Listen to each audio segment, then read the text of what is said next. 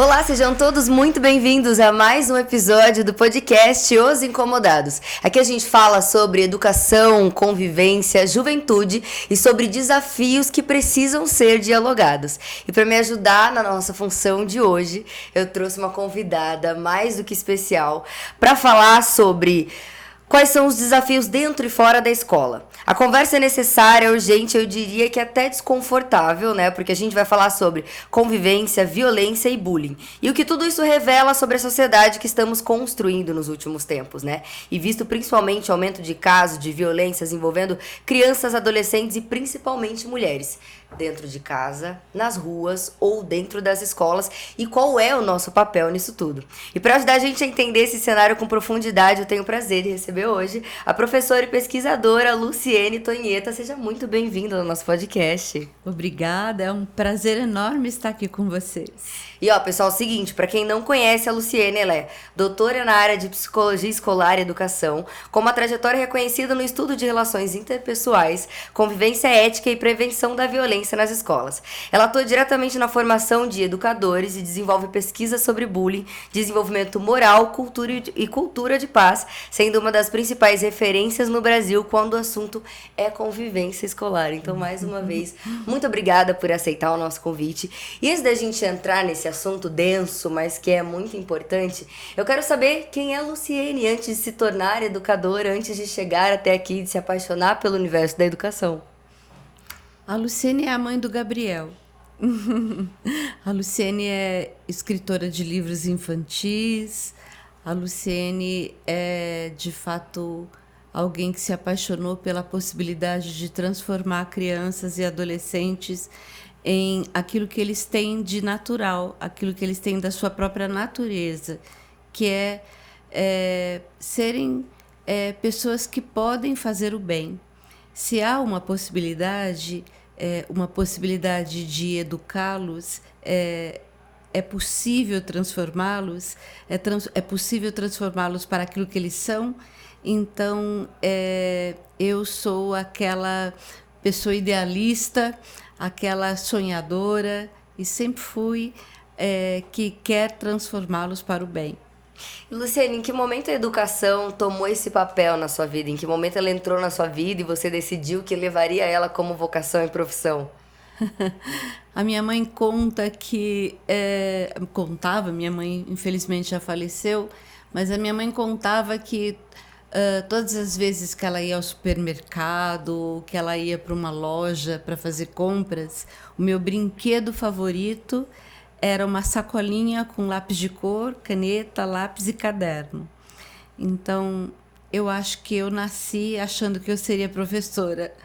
Acho que essa era uma determinação desde pequena, e o chão da escola era algo que, para mim, eu nunca tive dúvida de que a educação seria a profissão que eu teria escolhido para a minha vida. E como meta de vida, a pesquisa, porque a pesquisa sempre me fascinava para pensar que como eu posso transformar aquilo que eu vejo como alguma coisa que não dá certo. Então, acho que pesquisa, ou ciência e educação, ou educação como ciência, sempre foram um norte ou uma necessidade para mim. Ou seja, praticamente veio de berço, né? Veio de berço. E Luciene, você traz muito forte uma reflexão, inclusive muito importante, né, sobre a urgência da convivência nas escolas. Em que momento ou por que esse tema deixou de ser secundário e se tornou tão urgente? Ele nunca foi secundário, mas na verdade ele foi, por muito tempo, inclusive historicamente, inclusive pelos contextos históricos, culturais, econômicos que nós vivemos, e até pela própria organização social que a gente viveu, a educação também seguiu esse mesmo modelo histórico, cultural, de priorizar aspectos do conhecimento que eram de natureza de outra natureza que não das relações. Aham. Então, de pensar a necessidade de conhecimentos que são acadêmicos. Então, Da grade curricular. Da grade curricular, de um conhecimento que era um conhecimento mais, vamos dizer, escolarizado, de fato, que um conhecimento institucional. Só que as pesquisas no progresso da humanidade foram mostrando que não há como desvincular o conhecimento humano daquilo do sujeito que conhece. Sim. Isso significa que pensar o conhecimento institucional ou o conteúdo acadêmico significa também pensar no sujeito que conhece. Sim. E necessariamente, então, pensar nas questões de convivência, porque elas começaram a explodir ou manifestar-se em situações que fugiram do controle e às quais os professores ou profissionais do ensino não estavam acostumados ou não sabiam o que fazer. Sim. Não é? Então, nós começamos a, de fato, perceber, a constatar que era preciso olhar para essas questões quando elas perderam o controle, Sim. quando elas começaram a serem manchete nas mídias e nos sinalizar que havia algo de fato errado nas instituições que formam. A necessidade de se olhar com mais cuidado, né? Mostrando que não dá. Se eu quero uma formação acadêmica, essa formação ela precisa estar também vinculada à formação sociomoral desse sujeito, a formação afetiva. Sim. Até porque o resultado disso pode ser caótico, no sentido em que eu formo um bom médico competente do ponto de vista da sua competência profissional, mas sem que ele seja competente moralmente falando, enquanto humano. Nós vimos o que significa isso quando nós temos médicos que matam, médicos que se prestam a serviços como desumanizadores. Sim. Não é?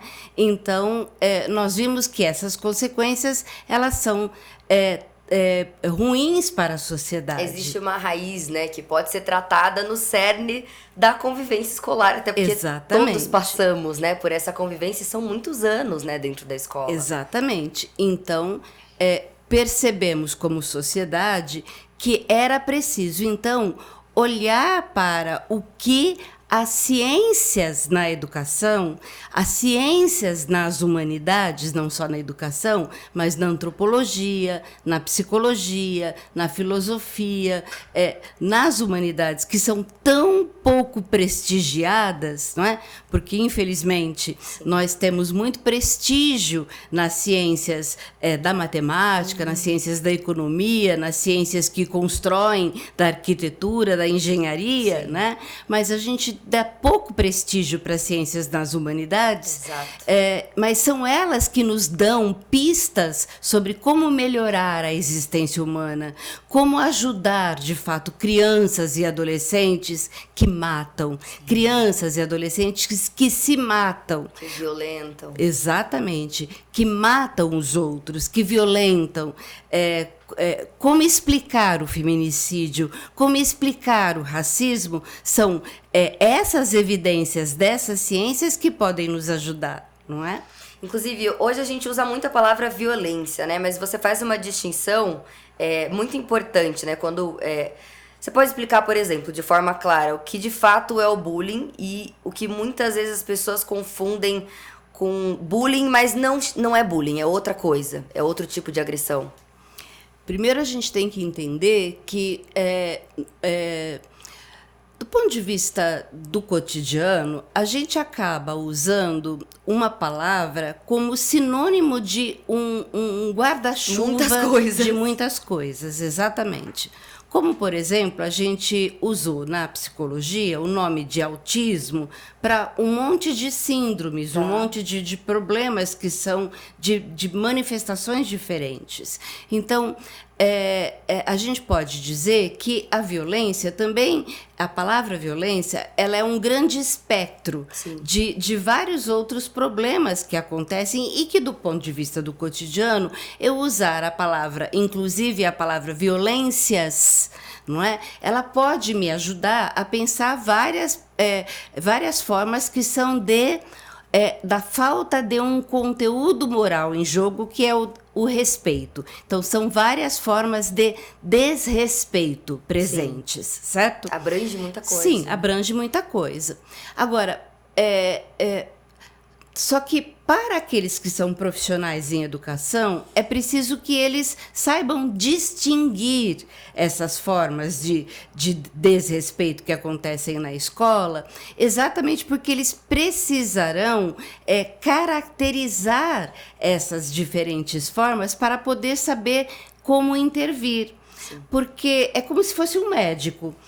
Um médico, ele sabe que tem doenças, muitas doenças, mas ele vai precisar conhecer essas doenças e suas características para poder saber medicar e dar o melhor remédio. Imagine se ele dá um remédio para o coração, para uma manifestação. Estou com dor no peito, estou com uma dor muito grande aqui em cima, no peito, e ele dá um remédio para o coração e a pessoa está com um problema de indigestão. Então, ele pode causar uma outra lesão, um outro problema, não é?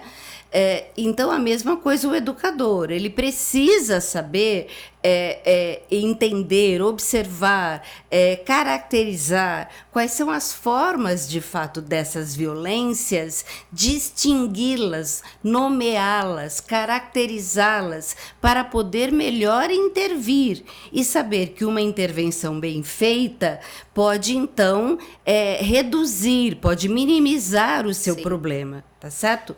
E, nesse sentido, existem diferentes formas, pelo menos 2 grandes tipos.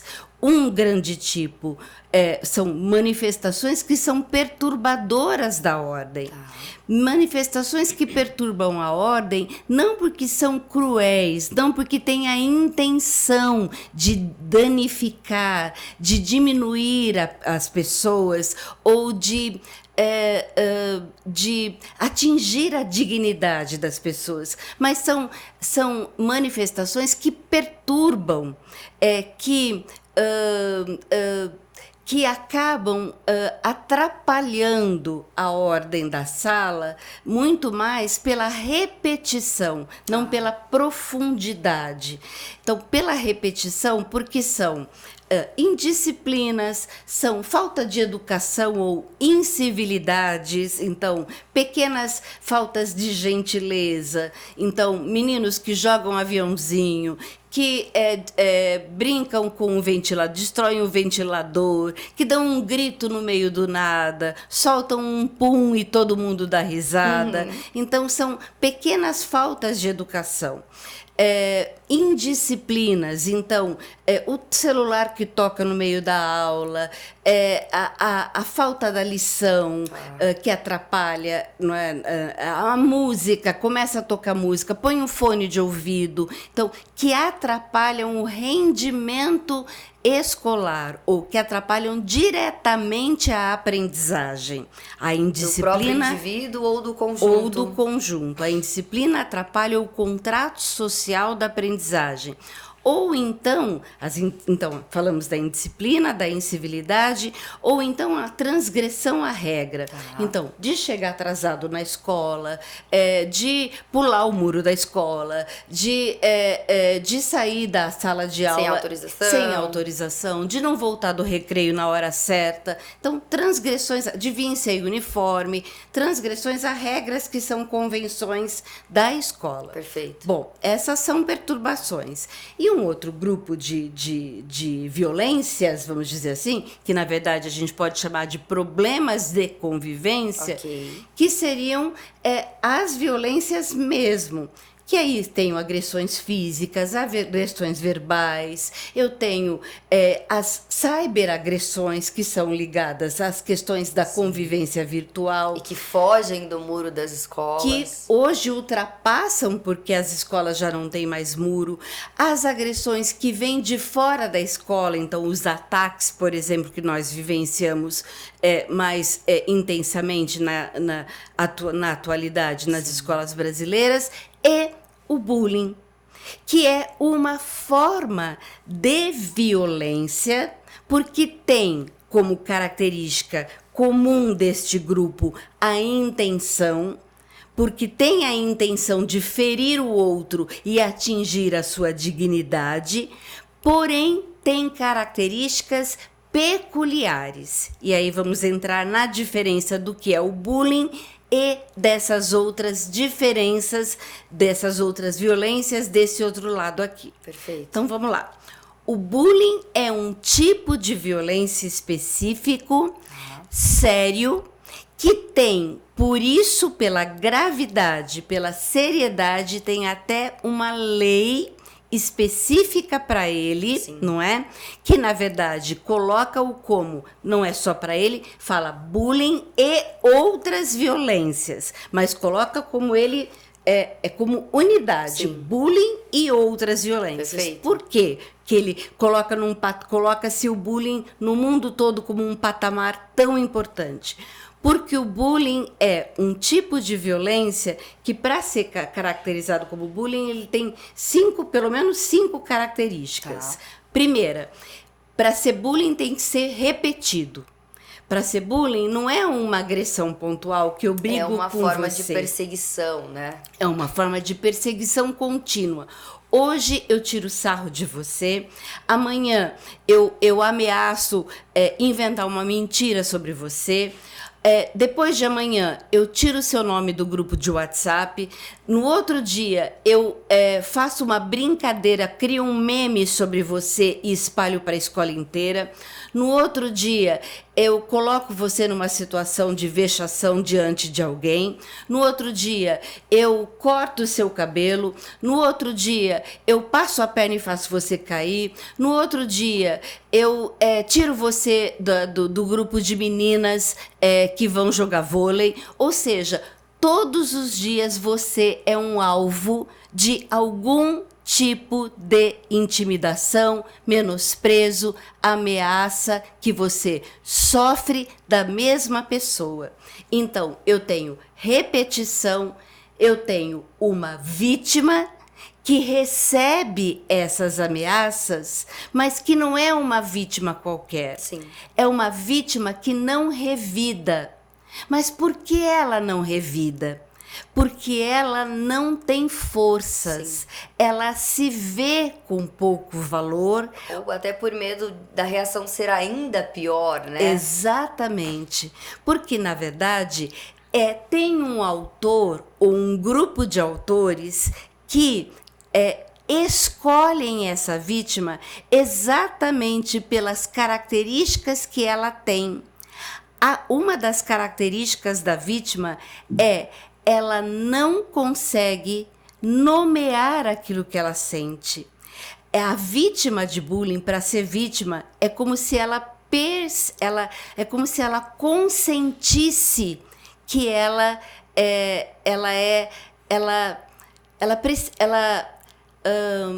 é como se ela consentisse que ela merece Estar passando por aquilo. Não que ela tenha consciência disso, mas são processos inconscientes, porque a própria consciência tira a vítima desse estado. Exato. Então, é como se ela não consegue reagir. Então, é diferente de um embate quando eu tenho uma briga com você e você me xinga e eu te xingo também. Sim. Você me bate e eu te bato. Eu puxo seu cabelo, você uma puxa o meu. devolutiva. No bullying não tem esse embate. Só eu te bato, só eu te xingo, só eu puxo o teu cabelo. E você não reage. E você não reage. Então eu tenho 5 características. Primeira, a repetição. uma vítima que não reage, um autor que tem a intenção de te ferir, não é alguém que fez uma brincadeira sem querer, ele tem a intenção. Sim. Então não tem embate de forças. E há uma outra característica: o bullying é um problema entre pares. Não existe bullying entre autoridade e uma criança. Sim. Não existe bullying entre professor e aluno, entre pai e filho. Ah, Luciene, mas um professor persegue um aluno. Ah, mas um pai gosta mais de um filho do que de outro. E pode ser que um pai persiga mais um filho do que outro.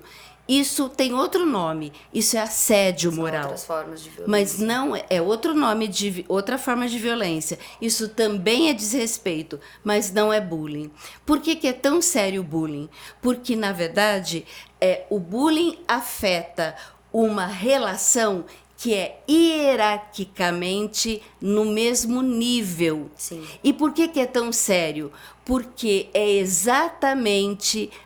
pega exatamente quando uma relação em que eu preciso do outro e é o outro que constitui a minha identidade.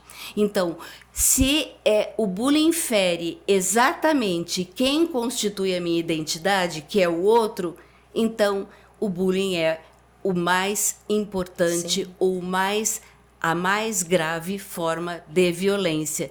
Que acontece, uma sexta característica, esqueci dela, uma sexta característica, na frente das outras pessoas com as quais eu quero pertencer.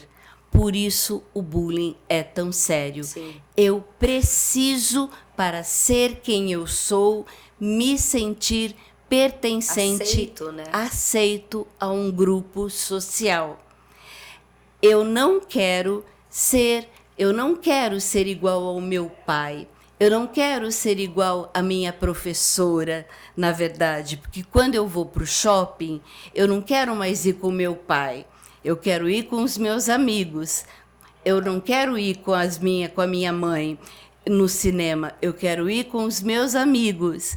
Quando eu tenho rede social, eu não quero ter rede social com a minha mãe. Eu quero ter rede social com os meus amigos. Então, o bullying afeta exatamente Sim. os meus pares. É por isso que ele é tão sério, porque ele fere aqueles que constituem a minha identidade. E, finalmente, o bullying é tão sério porque ele é uma violência velada. A vítima de bullying tem vergonha de contar para aqueles que podem agir. Porque são muitas camadas e é aí que existe a dificuldade da própria vítima entender que ela está nessa posição, entender o cenário pelo qual ela está passando, de repetição, e aí que entra a seriedade da atenção, né, dos responsáveis, dos adultos e principalmente dos educadores que estão ali participando dessa convivência e que são os únicos, né, muitas vezes que têm a oportunidade de tomar a frente da situação, porque até uma criança chegar para um pai e documentar a situação é mais difícil ainda, né? Exatamente. E aí mora o grande perigo do bullying. O grande perigo do bullying é que, para eu poder notar, primeiro que a gente precisa separar o que é violência do que é, então, essa forma específica, não é? Para isso eu tenho que ter todo um trabalho de observação, todo um trabalho meio que até de detetive, né? Para eu poder saber se teve todas essas características. Uma escuta ativa. Uma escuta, eu diria que é próxima, inclusive, daquilo que não é só uma qualidade, mas é o nome mesmo, Sim. de uma escuta especializada, que é uma escuta que tem toda uma técnica, não é? Então, de prestar atenção, de entrevistar as pessoas, de recolher informações. E documentar de isso, documentar né? Todas essas informações. Que senão se perde, Exatamente. A gente esquece. Então, entender datas, repetições, gravidade, né? É literalmente um trabalho de detetive, né? É um trabalho de detetive. Por isso o bullying é tão sério. E, na verdade, eis a grande questão. Os adultos da escola, nem a família, ficam sabendo. o bullying é escondido, porque o autor de bullying é extremamente inteligente do ponto de vista das relações para sacar que ele está fazendo uma coisa errada. Sim. Ele sabe disso. Sim. Então, ele não vai fazer isso na frente das câmeras. Ele não vai fazer isso na frente do professor. E quando o professor chega perto e vai dizer para ele, e aí, tá tudo bem? O que ele vai dizer? Tá tudo bem. O que vocês estão fazendo aqui? Brincando, tá tudo bem. E ele pergunta para o alvo de bullying, e aí, tá tudo bem? O que o alvo responde? Tá tudo bem. E o que os espectadores do bullying que estão vendo acontecer respondem? Não vão falar nada também. Tá tudo bem. Por quê? Por que eles respondem que tá tudo bem? Porque vai que é com eles Por depois. Por medo de passar pela mesma Exatamente. situação. E eles também não sabem o que fazer. Eles não têm instrumentos para também intervir. E as pesquisas mostram que a maioria dos espectadores, na verdade, sabem que está errado. Mas eles não sabem o que fazer. Então, o que eles fazem? Eles concordam, eles preferem rir do que está acontecendo. Existem 3 perfis dos espectadores. Eles podem ser defensores, eles podem ser espectadores passivos e eles podem ser espectadores reforçadores. Eles acabam sendo reforçadores e passivos. Defensores são pouquíssimos, que são aqueles que, de fato, tomam a iniciativa. Mas por que eles não são defensores? Porque eles não sabem o que fazer. Ou não sabem como reagir, ou tem medo de passar pela mesma situação, então... Então, o que eles fazem? Riem, eles ficam quietos, eles não fazem nada, não se movem. Então, eles são passivos ou eles são reforçadores. Por quê? Tem medo. E, quando a gente fala de violência nas escolas, muitas vezes parece que o problema tá só ali, né? Mas você traz a ideia de que existem violências estruturais e por trás de tudo isso, né? Que sociedade é essa que tá entrando no, dentro da escola, né? O que é que vem de fora para dentro e que, infelizmente, precisa ser tratado dentro das escolas? A gente tem vivido um período em que os marcos existenciais têm sido questionáveis, né? Então, os pactos civilizatórios têm sido quebrados, né? Então, pactos que a gente já tinha construído, a humanidade foi historicamente construindo vários pactos. Então, pactos importantes, então a superação do racismo, não é? Quando entendemos que somos todos iguais, então não importa a raça, não é? Já tínhamos entendido isso, Sim. não é? Ou era para termos entendido. Então, pactos sobre o racismo, pactos sobre as diferentes culturas, então pactos de que não importa se somos judeus, se somos alemães, se somos sobre brasileiros, a diversidade, né? Sobre a diversidade étnica, não é? Já entendemos o quanto foi destruidor passar por uma guerra que trouxe tanto sofrimento. Pactos sobre o feminino, sobre o quanto a mulher precisa ser pensada do ponto de vista da equidade e não da igualdade, não é? Pensávamos que tínhamos já superado todas essas diferenças, não é? E todas esses questões. Problemas, não é? Essas questões. Então, esses pactos civilizatórios parecem estar sendo quebrados novamente. Então, é claro que os reflexos, então, destes problemas sociais, eles acabam também acontecendo nas escolas, porque a escola, do ponto de vista sociológico, vamos dizer, ela é uma mini-sociedade e, portanto, em termos do seu funcionamento, ela vai ser impactada por todas essas questões também dentro dela. E essas questões vão aparecer. não é? Então, as questões sociais, então ela vai ter problemas de racismo, como a gente acabou de ver. Então, todas as semanas, aliás, né, a gente tem casos de racismo que explodem nas mídias, a gente fica sabendo de um caso. Casos, então, de misoginia, como o mais atual agora que a gente teve essa semana, de meninos que fizeram uma lista das meninas mais estupráveis, não é? Meu Deus do céu. Casos de bullying, do garoto que foi, por exemplo, era um menino com características de neurodivergência, mas que teve também, que foi vítima de bullying, que já era vítima de bullying, que a última situação que ele teve foi de ter sido intimidado a ponto de causar causar um vômito nele. Ele teve que comer 7 fatias de bolo, não é, na frente dos colegas, e ele era uma criança obesa e ele teve que comer na frente dos colegas 7 fatias de bolo. Então, ou seja, da menina que foi, na menina em Pernambuco, que bateu a cabeça na parede porque o garoto, lembram? Porque o garoto a pediu em namoro e ela disse que ela não queria, não era nem namoro, era para ficar com ele, e ela disse que ela não queria ficar com ele, então ele bate a cabeça dela e ela tem um traumatismo craniano. Ou seja, inúmeros casos a gente tem, infelizmente, todos os dias. Isso é reflexo, portanto, de uma sociedade doente. Do que vem não de é? fora, né? Do que é Sim. normalizado fora para que aconteça dentro. Exatamente. Então, essas são violências estruturais. E o que isso significa? Significa que quando elas adentram a escola, a escola é uma sociedade, é uma mini sociedade em termos de funcionamento. Sim. Mas não em termos de função. Sim. Então, necessariamente, na escola, no funcionamento social, o sujeito que age mal, então, o tenente-coronel que mata uma pessoa, né, a mulher dele, na sociedade, ele vai receber uma punição, porque ele está na sociedade. A escola, ela tem uma outra natureza.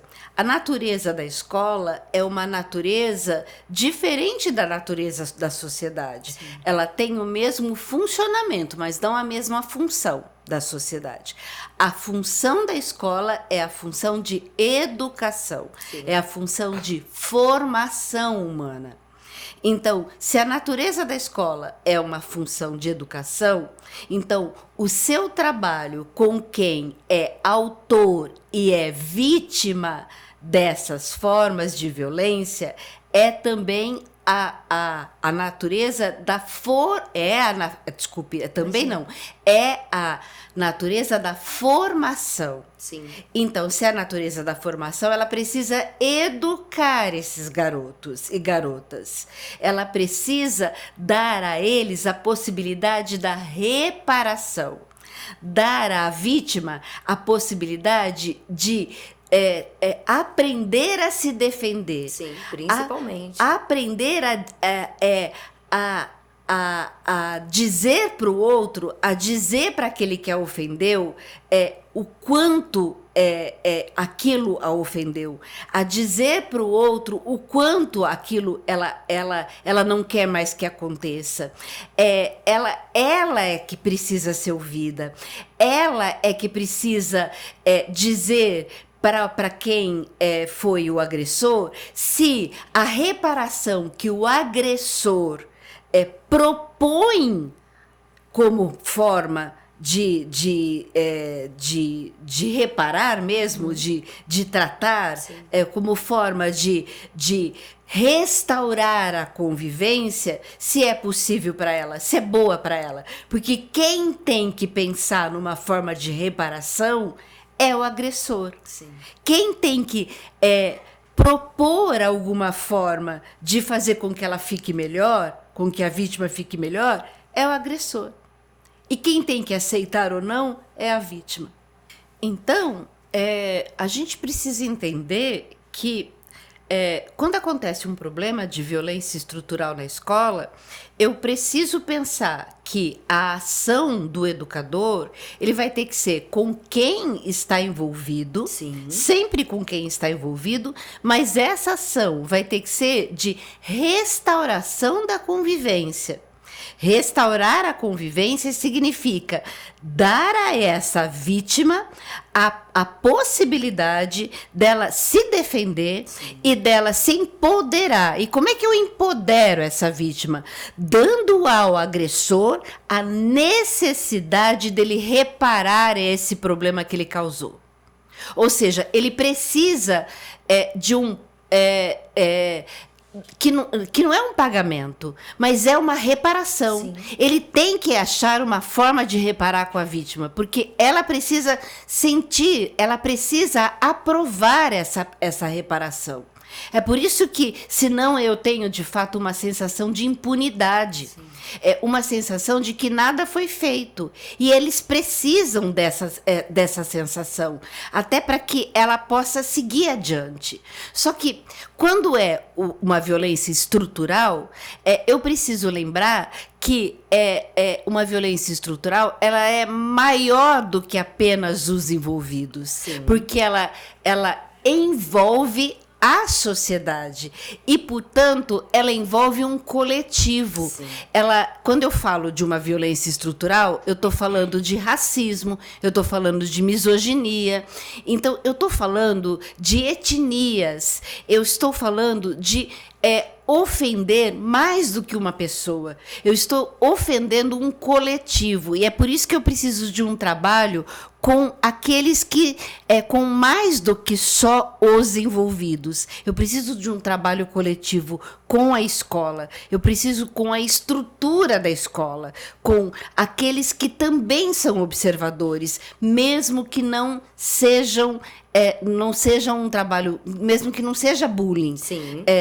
Que não sejam espectadores de bullying, mas eu preciso de um trabalho com todos aqueles que estão na escola. Então, se é racismo, se é misoginia, estou falando de coletivo de mulheres, estou falando de coletivo de negros, então é de um coletivo muito maior. Sim. É de alguém, de uma raça que já lutou muito por aquilo para conquistar aquilo que já conquistou. Então, eu preciso trabalhar não apenas com quem está no problema, mas com todos da escola.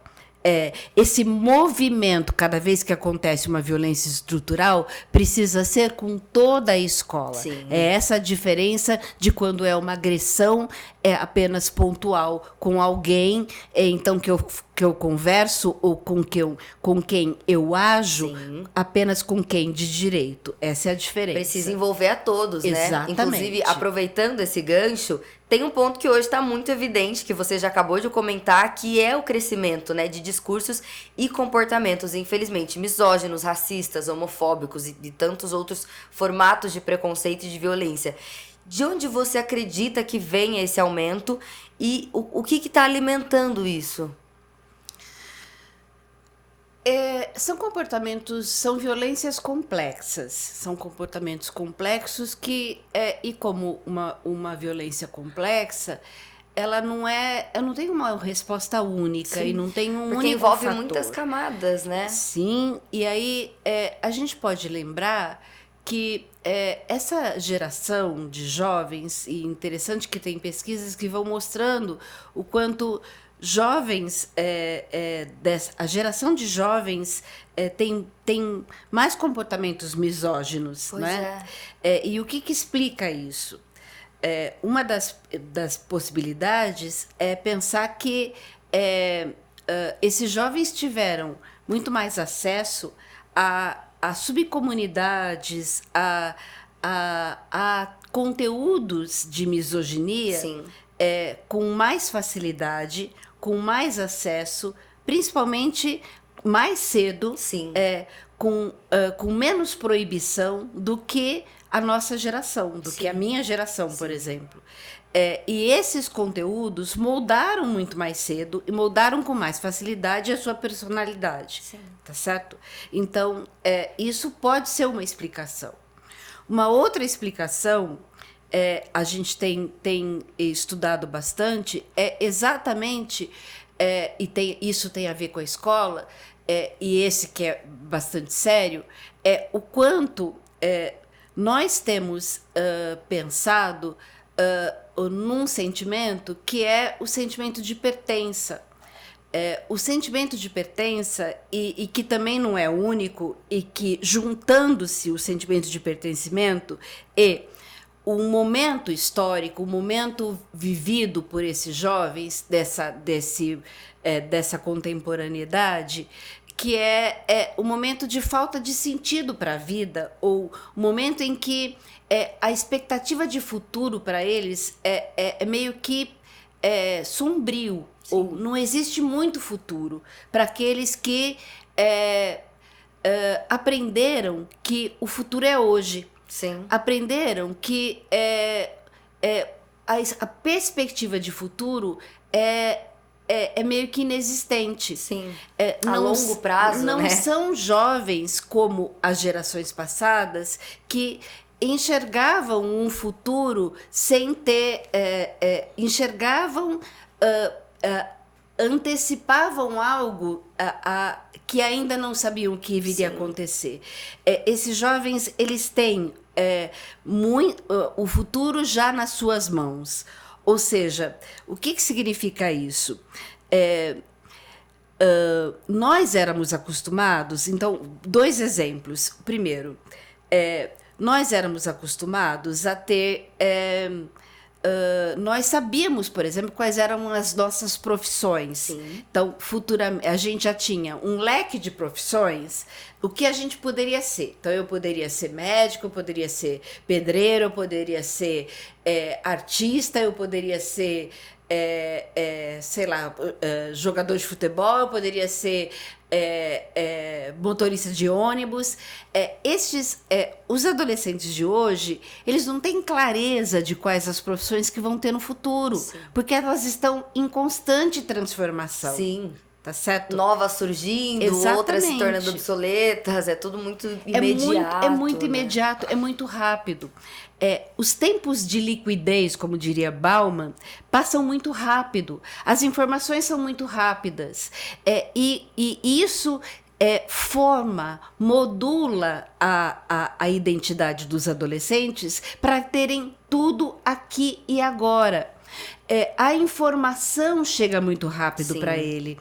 Então, o futuro é imediato. Então, o que nós sonhávamos com o futuro, eles têm nas mãos aqui. É muito diferente. É como se... Veja, mais um exemplo. Uma cena por exemplo, num filme que a gente assistia, um filme na nossa geração, uma cena de... intimidade, por exemplo, na década de 50, de 60, podíamos dizer que era... Como é que era uma cena de intimidade? Era uma cena de escuro... Sombra, ou por trás de uma cortina, luz de velas. E hoje? Uma cena de intimidade. É muito mais explícita, né? Exatamente. Então, ela não é velada. Ela é dada. Esse futuro, essa antecipação não existe. E isso explica por que os nossos jovens, por exemplo, nas pesquisas que nós temos feito no GPEM, os nossos meninos, meninas, a nossa juventude, não têm esperança para o futuro. Eles têm muito mais desesperança. Eles mostram muito pouca esperança para terem... o sentimento de esperança não é frequente. Uhum. Isso explica por que o menino se desespera quando uma menina diz que ele não quer ficar com ela aos 13 anos de idade. Tipo, eu falhei. O que explica o personagem da série Adolescência, que ele mata aos 13 anos de idade por ser considerado incel. Primeiro, impossível para ele aguentar, conceber que ele vai ser, claro, ele vai ser exposto, ele é ridicularizado para o mundo. Então, imagina o que é sofrer cyberbullying, porque ele sofre cyberbullying, que foge então o que é pior do controle do cenário escolar, exatamente, né, de dentro de uma sala de aula, e é completamente velado. É velado, foge do controle. Velado para quem? Né? Velado para nós, que somos autoridade. Sim. Não para os alunos. Os pares. Não para os pares. E ele fica angustiado, então foge do controle dele e ele mata. Ele chega a matar. Por quê? Porque ele não aguenta, ele precisa ser feliz agora. Controlar a situação, agora, ele precisa se ver livre da situação. Exatamente, como um menino de Pernambuco, ele precisa ser feliz agora. Ele não aguenta esse não agora. Então, isso explica por que tanta misoginia. Isso explica por que tanto ser feliz agora. Do mesmo jeito como o sentimento de pertencimento tem sido muito pequeno, ou os nossos alunos têm mostrado que eles não se sentem pertencentes aos grupos na escola. O sentimento de pertencimento, ele é menor, por exemplo, foi alterado, né? Em quem está envolvido, por exemplo, em situações de bullying. Mas, interessantemente, ele não o sentimento de pertencimento, ele não é menor apenas na vítima. Ele é menor no autor, ele é menor na vítima e ele é menor no espectador. Do que quando a gente compara com aqueles que não são autores, nem espectadores e nem vítimas. Isso quer dizer o quê? Que seja ele envolvido em qualquer situação de agressão, ele não se sente pertencente. Então, quem não se sente pertencente na escola vai procurar algum lugar para se sentir pertencente. Então, onde ele vai procurar o pertencimento? Em subcomunidades. Online. Em aplicativos. E aí, onde é que ele procura? Em grupos que são misóginos, em grupos que são contra judeus, contra negros, em grupos que excluem, em grupos que têm discursos de ódio, e que são altamente acolhedores, que sabem utilizar de palavras e que acolhem aqueles que são excluídos das suas comunidades aqui na vida real. Se apropriam, né, de discursos e situações para... É super complicado e denso, né? Falar sobre isso é um desafio, inclusive, né? Interpretar essas situações e proteger esses jovens de dentro da escola de uma situação completamente velada que acontece fora, né? E a gente tem acompanhado, inclusive, um aumento muito preocupante, né, de casos de violência contra mulheres e meninas. Dentro de casa, nas ruas e também nas escolas. Como que você enxerga essa realidade, especificamente desse tipo de violência, né, contra mulheres e meninas? E existe uma relação direta com o que está acontecendo na formação das crianças e jovens? Então, tanto a questão da misoginia, quanto a questão do racismo, do bullying homofóbico, que a gente tem percebido hoje com bastante crescimento, que já toma até uma forma mais específica, inclusive como conceito. O que antes era uma das características, ou algo como um dado a mais de bullying, hoje já é tratado como até um conceito. Bullying homofóbico, tem até um tipo específico. Uma vertente de bullying. Uma vertente, né, do bullying de tão crescente que ele tem sido. Então, o bullying, por características de LGBT, de pessoas LGBTQIA+, sendo de fato intimidadas, menosprezadas dentro da escola. que é o espaço mais de pertencimento de pares, né? Por isso que na escola, não é porque a escola é só na escola que acontece bullying, mas é porque ali é naquele espaço que mais acontece. E é exatamente a homofobia, ela está muito próxima da misoginia, não é? Porque elas são problemas de gênero, e elas têm exatamente essa mesma questão. Então, eu vejo como algo que se manifesta como um pedido de socorro. Sim. Um pedido de socorro que diz o quê? Que nós precisamos urgentemente de uma mudança do currículo da escola.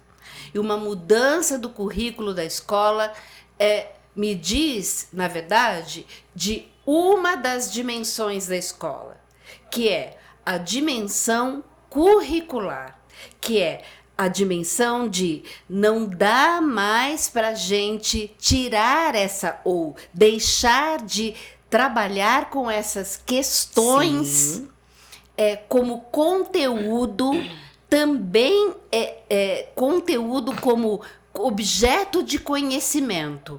Ou seja, trabalhar com essas questões não transversalmente. Porque às vezes a gente trabalha na aula de português. Sim. A gente trabalha num gráfico de matemática. E aí a gente fala, eu estou trabalhando com isso.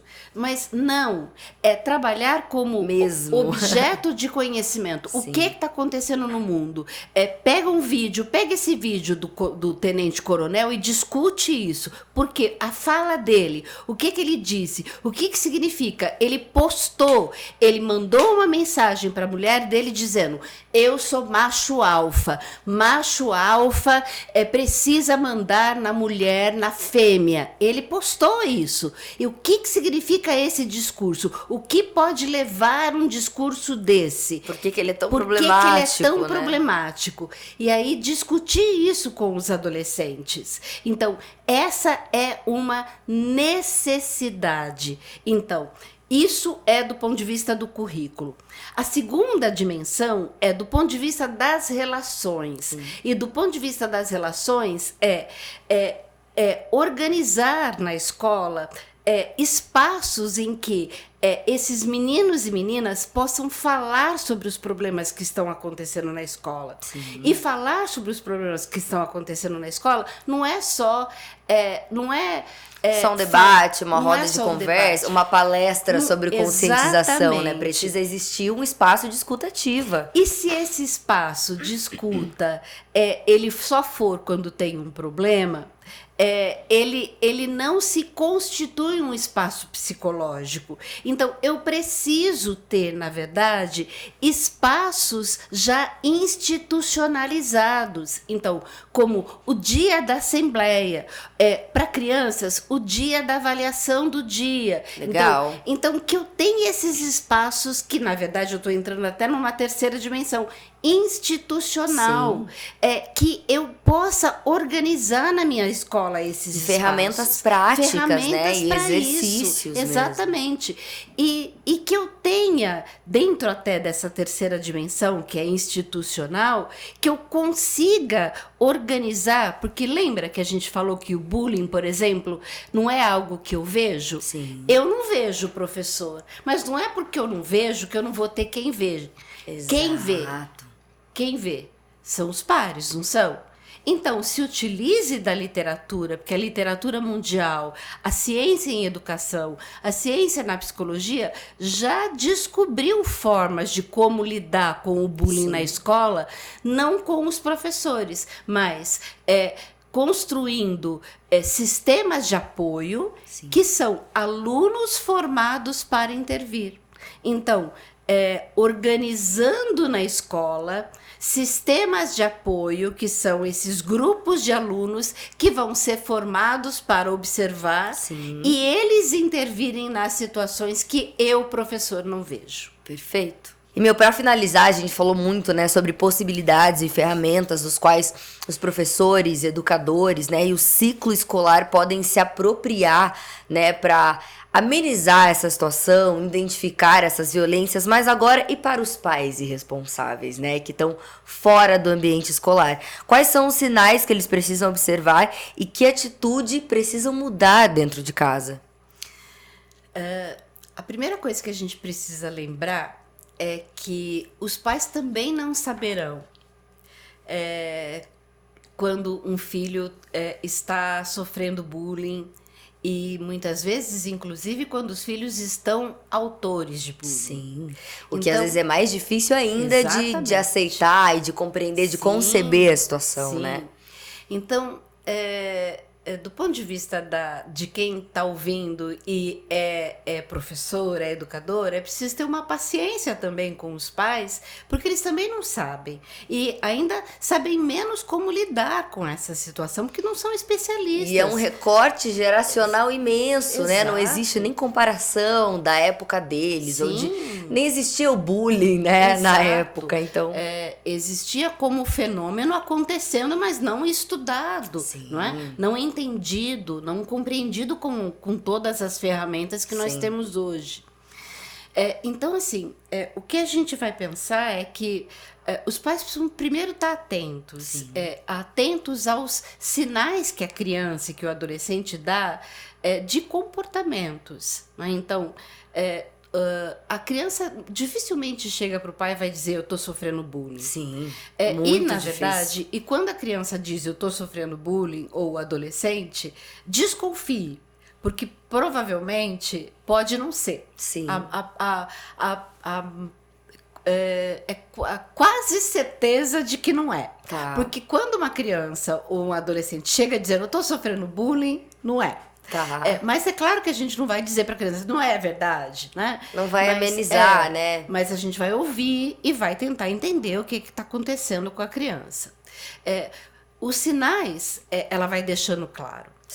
Os sinais de uma criança e de um adolescente é o afastamento dos amigos. O primeiro sinal é o afastamento das pessoas com as quais... Exclusão, né? A exclusão. Do ciclo social. Do ciclo social. Ela vai se fechando, ela vai se sentindo...